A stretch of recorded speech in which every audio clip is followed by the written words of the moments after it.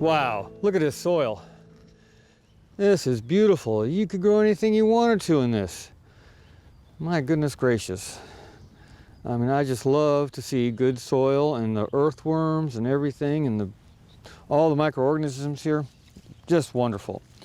Let's go talk to Chris and find out how he makes such good soil. I love compost, and this looks like some beautiful compost. My goodness gracious, look at that stuff. Oh my gosh. Chris, good to see you again. How are you, Jeff? You caught me in your compost pile. You did. I figured you'd end up here. Yes, well, I was admiring your beautiful soils, and I know that you studied soil building, so tell me a little bit about how you make such good garden beds here. A lot of what we do is based on these decomposers. These guys, we just get them some food. There are all kinds of critters in here. On the microscopic level, there's billions. And we take our weeds and any waste from the garden, we stack it in layers that enable the decomposers to get to it. And we just let it do its thing. Chris, you use a little chicken manure in your compost here to help heat it up and get it to break down. That's always a good idea, to use some animal manures in a garden. We've found that cow manure is the easiest for us, but cow manure has lots of weed seeds in it, and it tends to make the gardens pretty weedy. In my situation, I can take care of that with tractors, but in a small garden, you have to be a little careful with bringing in weeds with your manures. We try to layer it, and we get nitrogen and carbon out of it. Oh, absolutely. Yes. But when you got down to that soil layer, that was what was so interesting. When you got below all the... Oh, so that's the older stuff. There's the older stuff. Smell that. Yes, that's that smell is actually the Actomycetes, or they give it that nice earthy aroma. Yeah, no, so that's what we want to put back on our crops as food. And yeah, there's a helper. There you go, buddy. Sorry. Yeah. So a lot of people think that it's only legumes that make the nitrogen, but there's so much nitrogen in the air. It's just getting that. So it's not just the rhizobium. That's right. Yeah, many of them. Well, Chris, besides compost, I see you have cover crops.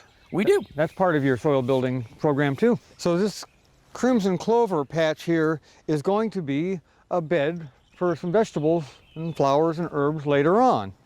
And the reason that the crimson clover is such a good soil builder is because of, among other things, it's the nitrogen that it brings in. So you see these little white balls on the roots?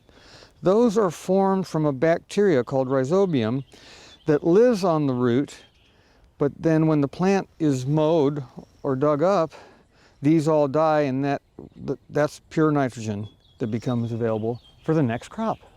When it's wavy fields of red, we just love it. It's aesthetic too.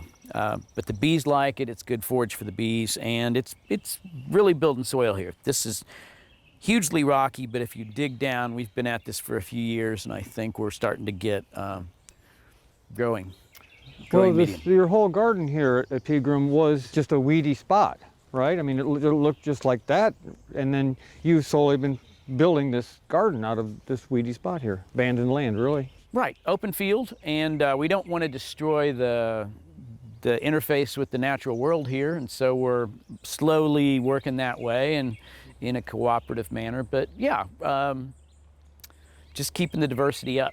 Another important aspect of building soil fertility is balancing out our carbonaceous materials with our cover crops and compost with minerals. So are you adding lime here? We broadcast lime on a yearly basis. Yes. Great. Yes. Yes, that's very important to keep that pH level up. And I think Jeff Poppin recommended we do that. Calcium's really an important nutrient. It is. Particularly in Tennessee, where we get a lot of rain, it leaches out. So we always have to put more back on. And another thing about building soil fertility that I like to stress is rotating crops. Certain crops make the soil better for certain other crops the next year. So do you do a lot of crop rotation up here, Chris? We do. We really try to minimize pathogens. nematodes, stuff that crops don't like. So if you leave a crop in the same spot consistently, it's just going to set up disease. So nothing occupies a bed for more than a season, unless it's the perennials, the asparagus, the blueberries. Oh yeah, they have to. Yeah, so we follow, everything you see here is in a different location than it was last year. Wow. And there must be 20 different beds? We got 20 different beds at least, and then, yeah, we try to put a few more in each year. And do you actually make out a little garden plan, or you just kind of wing it?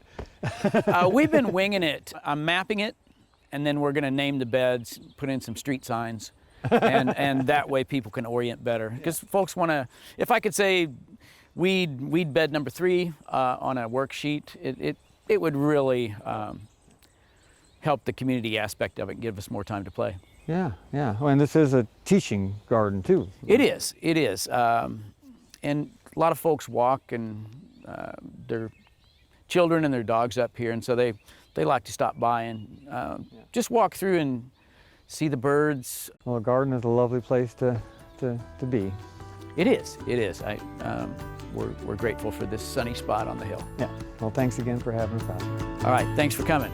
For inspiring garden tours, growing tips, and garden projects, visit our website at volunteergardener.org or on YouTube at the Volunteer Gardener channel, and like us on Facebook.